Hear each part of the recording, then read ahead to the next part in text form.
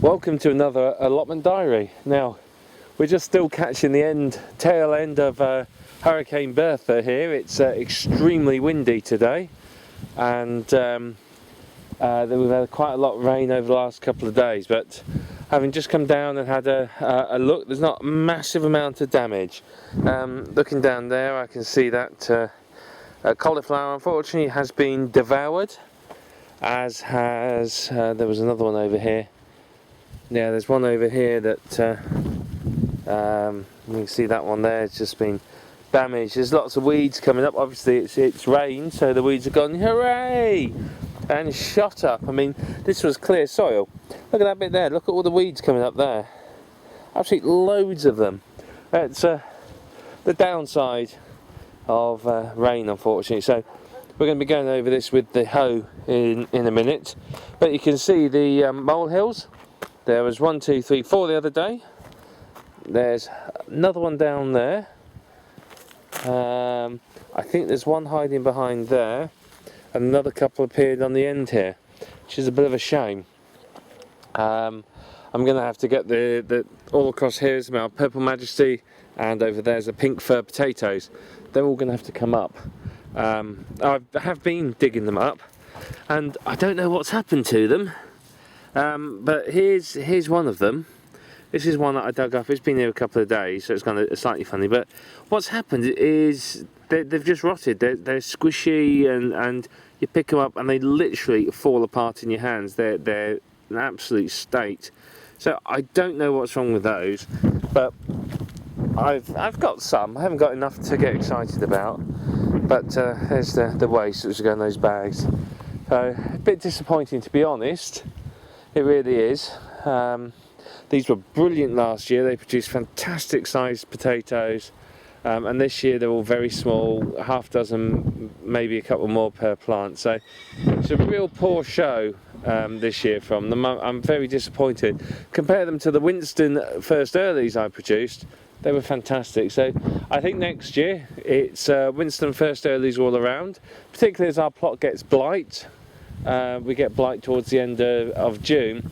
I just don't think the growing season is long enough for these main crop ones for them to really get established and sort themselves out. So I may well not bother with a main crop at all next year and just do first earlies again. Now, as you see, I've still not dealt with all the weeds, but that's a job for another day. But again, this was mostly clear. I mean, look at this. It is shot up in the last day or so. It's gone absolutely mental. The sweet corn, I wasn't sure this was actually going to do anything. I'm still not sure most of it is, to be really fair. But there's a couple of cobs there, so there's very little in them. If I give them a squeeze, you can feel there's not much in them. So I don't know whether they're going to work out and be any good or not. The onions are doing well. As you can see, these are pretty much ready for lifting, so these may well come up in a bit. I might lift these tonight actually, take them home, dry them out, and I've got other onion sets I could actually plant in the same spot. The leeks have come along well, but the weeds, it's so depressing seeing how quickly the weeds grow compared to all your other plants. Oh, now look at that, will you? What's something's been in here, because look, that leaf's broken off. Oh, I've just sat on the cane. That's never a smart idea. And look, something here has broken off a couple of the flowers. So I don't know what that is, to be honest with you. Something's been there. Who knows what? Probably a small furry animal, to be fair. We do get quite a few of them. Right, let me just let's get that blooming weed out of the way. There you are. Just groundsel. Great if you've got budgerigars. Apparently they really like it. We used to feed it to ours when I was a kid. But damn annoying if you've got an allotment. These were my blackberries. I bought them from a cheap shop. They were, I think they're thornless. Let me just have a feel. Yes, they are. Brilliant. Cost me about £1.50. Wasn't very much at all. And look at it. they've gone crazy. So these are going to get staked up as soon as I get 5 minutes. It's all the way over here. It's gone everywhere. These in the middle just seem to be suffering. I don't understand why. I really don't. This is one of my cauliflowers, and it's been knocked over. Just trying to stand on it to get it back in the ground. Something's knocked that again. I'm wondering whether I've had furry animals up here of some sort. It could be cats, or it could be foxes. I don't think it's badgers because we've got a fence all the way around, so the badgers I don't think can get by. But this is everywhere. This really is going to have to be tied up, and very soon. Right, courgette time.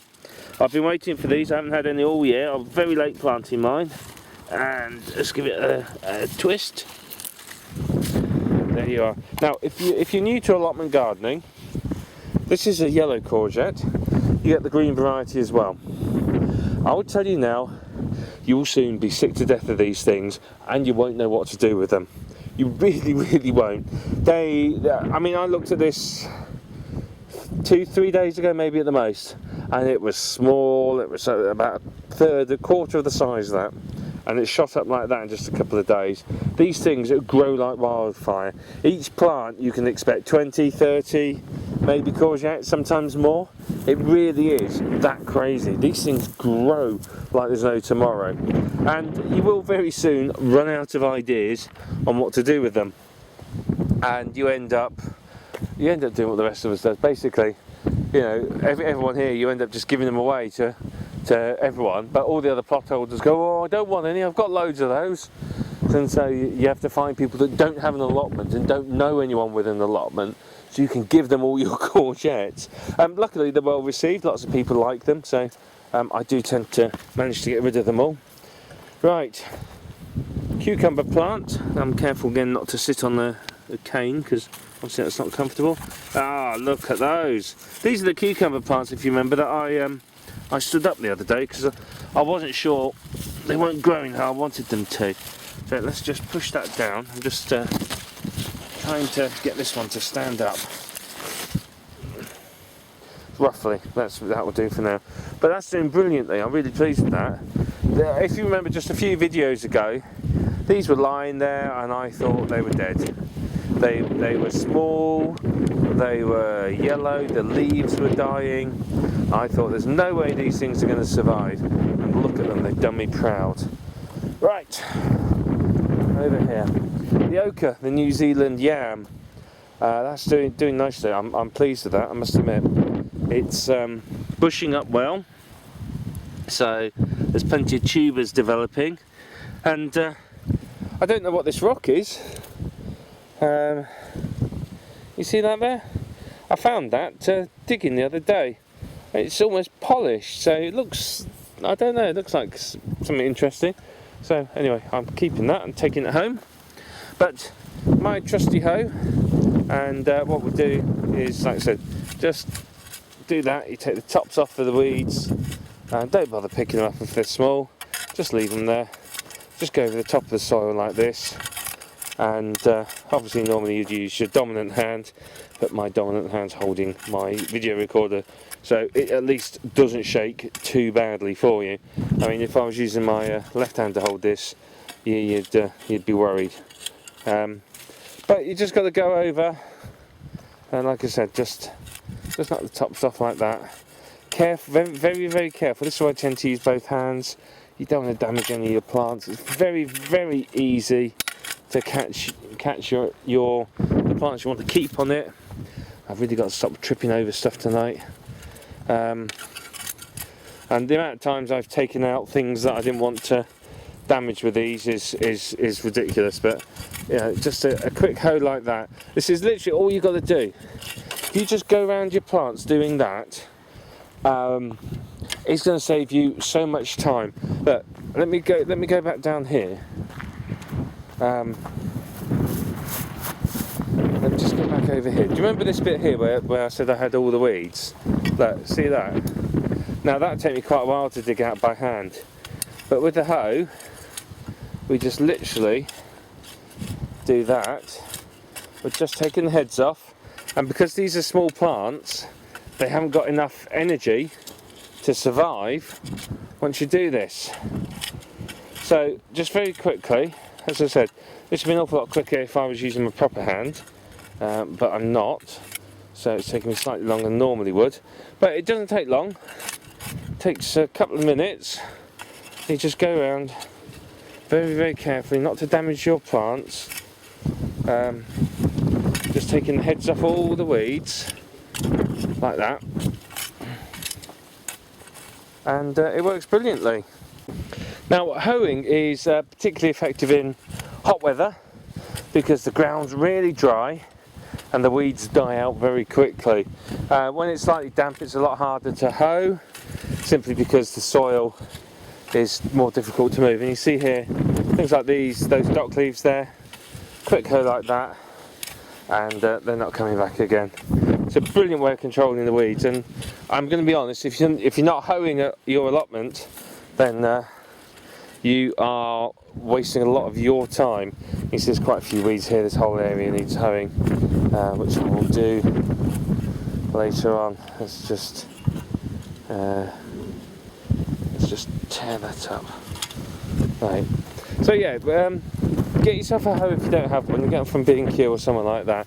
Extremely effective. Now, before I move on any further, high winds. High winds are a problem in a lot of the UK, and you really need to make sure that if the weather is forecasting high winds, you need to protect your crops. Now, bean towers. You can see this one's wobbling slightly. So what you do is just push everything down in the ground much more firmly. It's very hard on one of these, but so long as you have put it in firm in the first place, you're going to be okay. So give them a good push down, make sure that they're firmly in the ground, and then you're going to find they'll be okay. You can see that one there is solid. It's leaning slightly, but if I look around the plot, I can see bean towers that are going over. If these winds continue, they'll be gone. So very, very important that things like this are firmly rooted in the ground. Now, this is my run the beans. I can't remember the variety. I've no idea what variety they are, but you can see, voila, run the beans. How exciting is that? I'm very excited about these. I'll find something to do with them, I'm sure, but that looks okay for now. So that's absolutely brilliant. Now, my salad bed. My salad bed's doing okay. I think my rocket's gone past it, as I think have these, unfortunately, and ow, there's thistles hiding in amongst my radishes, which is never good. But you see in there, that's one of the golden beetroots, and they are absolutely delicious. I love golden beet. There's another blooming thistle. There's another big one hiding down the back there. Let's see if you can see it. Just down there. I don't know whether you can see it clearly because it's quite dark back there. But these have appreciated the rain, and you can see that one's been chewed on slightly. But there's plenty more, and looking around, they're all starting to come up to a good size. These are delicious because what I like doing with them is to cook beetroot. This is a question I often get asked. To cook beetroot, basically chop the roots off, then cut the tops to within about an inch of the leaves down, so there's about an inch left. Stick them in a pan of boiling water and boil them for about an hour, 45 minutes to an hour, until they're soft. Now, that's a hell of a lot of work, and frankly I just haven't got the patience. That's why I don't use beetroot very often. But what I like to do with it is I either slice it in the julienne style, or very thinly, or I make chips out of it, and then I throw it in my air fryer, cook it in there, and they come out fantastically. Yeah, if you make a mixture of carrots, parsnips, sweet potato and beetroot, you end up with an absolutely delicious set of vegetable crisps, which are really, really, really tasty. And yeah, the other night I did some of these beetroot with some sweet potatoes as chips, and oh, they were absolutely to die for.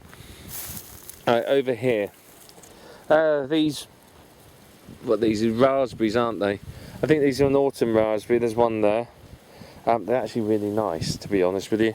These got to go into pots, but it's a job for the autumn, oddly enough. I've got other priorities at the moment.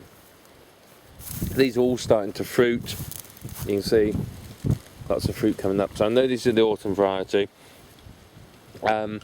So once I've got rid of all my stones out of those pots, see all these big pots I've got. All of these are going to end up filled with those, and then I'm going to either probably bury them in the ground in between the raised beds or something, so they can't escape. The lavender's flowering nicely. I just need to finish this bed over here, but with all the weather at the moment, I just not really had the time to do it. Now we're just going to take a quick walk over to the other plots, because I want to see how the pumpkins are doing. Now the pumpkin plants themselves are growing very, very well. They have really increased in size, and you can see there, that is the pumpkin patch. Now you will remember these as teeny weeny plants that weren't really going anywhere, and look at them. You know, this one here I thought was dead. It's grown fantastically. You can see there's pumpkins forming. There's quite a few. I can see flowers. There's flowers in there. There's pumpkins everywhere, and they're busy doing their thing. And I'm just standing next to this celery. This is a celery that has gone to seed, and it has the most delicious smell. It's a fantastic smell, and it's going to have to come up very soon though, because I don't want the seeds everywhere. But back to the pumpkins. There's half an hour the celery's distracted me. You can see it's put out some quite long tendrils. There's another pumpkin in there. There's two together in there. Now I thought one of these was a butternut squash. I thought that one was a butternut squash, but as it's producing pumpkins, I don't think it is. So, oh well. But what we need to do is, let's just, these weeds are growing so quickly that you almost, as soon as you pull them up, they're back. Look at them all. They're growing crazy, but unfortunately they flower very quickly. So if you don't get them, they then drop their seeds everywhere. And of course you've got even more to contend with next year. These things are so annoying, and I'm absolutely convinced a lot of these seeds have come from the manure that I've used that hasn't been well enough rotted. So I'm going to be a bit more cautious about using manure next year, to be really honest with you. So, look at them. Luckily they're not actually that deeply rooted. You can see they're not difficult to get out of the ground. That's another thistle. But they're just prolific, and they grow like absolute crazy. So I've got to come over and pull some more thistles up as well in a minute. But with the pumpkins, now, what you can do with pumpkins is they will literally grow and grow and grow. They will grow really long, and I mean, this is a variety called Atlantic Giant, and it will happily grow to 30, 40 feet in length if you let it. It's absolutely insane plant for growth, and it literally, I can turn me back now, look back, and it will have doubled in size. It grows that quickly. This is a really manic plant, the pumpkins, particularly as they've got their roots in some good quality manure, which basically is going to give them a real head start. So they are going to grow fantastic. They've had some good rain, and I've watered them plenty. So anyway, what you do is, I think that I'm going to let these go a bit longer. I think another couple of feet, and then all you do is you can see here, right at the tip here, you can see if I just go in there a little, you can see there's just there, you can just about make it out, is a baby pumpkin, very, very small. But what I would then do is, just here, just above where the pumpkin is, you pinch the head out. So you just literally pinch that between your fingers and pull it off and get rid of it. And what that will do is that will then stop the pumpkin plant from growing long, and it will start putting its energy into the pumpkins themselves. But the plant, like all plants, is very clever, and what it will start doing is it's going to start sending out side shoots. And you can see over here, let's try and get in here to show you, you can see here, this one here, this is a side shoot. It's coming off the joint there, and you can see it's producing its own flowers over here. So again, you've got to watch out for these side shoots and do the same, because if you pinch the end off, what it's going to do is put its energy into the side shoots and throw out the side shoots. So you just got to keep pinching them off. And if you do that, you'll find that it will start really throwing all its energy in the pumpkins, and the pumpkins will really, really grow quickly. Now mine are quite far behind everyone else's, due to my sheer lateness in planting. This time last year they were about 3 times this size, to be fair. So they've got about 4 days, 5 days to grow, and then the ends are coming off, and they're concentrating on the pumpkins, because I want a good number of pumpkins. I just want the fruit to set and sort of produce, because you can see, look, there's another one in there. They're still quite small, so I just wanting to get the pumpkins ready, and then once the pumpkins are all in place, then we'll start pulling the ends off and give them a head start. Finally, in the corner here is my much wind battered rhubarb, which is frankly looking very sorry for itself. So typically end of June, July you stop harvesting the rhubarb. So realistically that's it for the year from the rhubarb.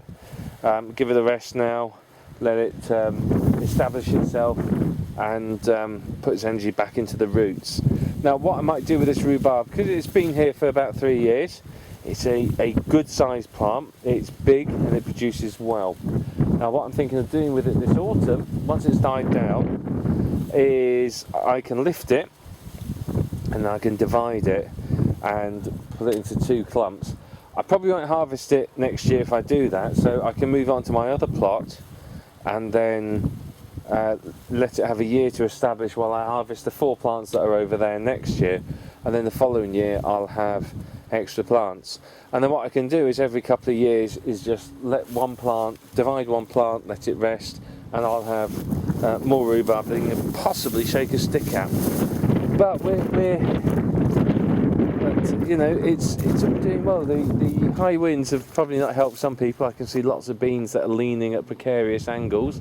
Luckily this time we haven't lost any sheds. Last time we were here, sheds were turned over and roofs came off, so that wasn't good at all.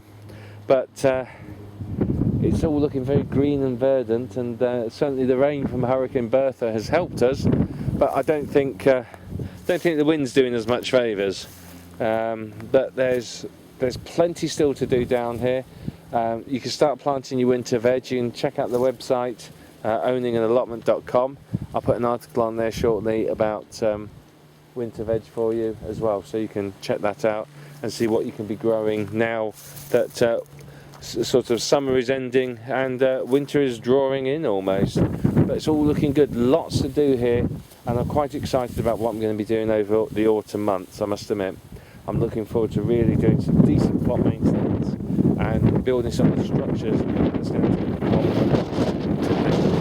So I'll sign off now. I'm going to go and do a little bit of digging, I think, and I'll see you on the next video very, very soon.